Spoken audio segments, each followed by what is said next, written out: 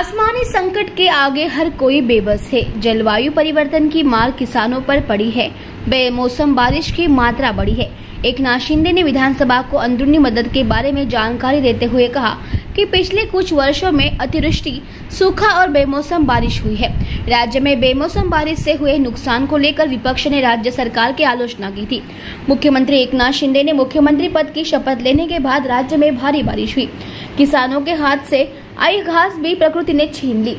मुख्यमंत्री एकनाथ शिंदे ने विधानसभा में कहा कि सरकार ने प्रभावित किसानों की मदद के लिए हजारों करोड़ रुपए की सहायता प्रदान की है।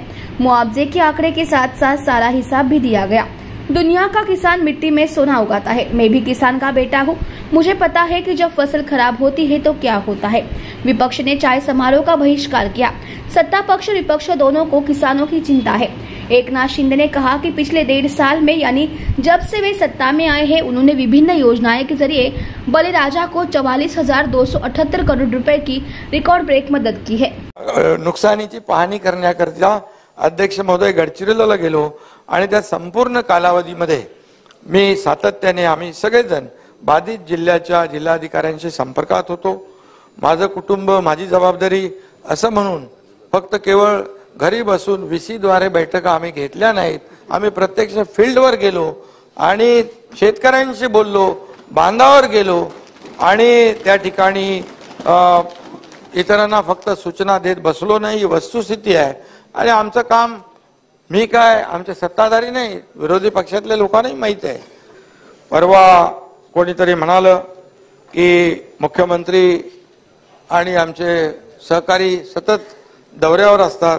खरं म्हणजे या विधानाला मला उत्तर द्यायची काही इच्छा नव्हती, परंतु पोराटोरांना लहानपणी नीट समजावून सांगितलं तर मग पुढे त्यांचा मार्ग सहसा चुकत नाही।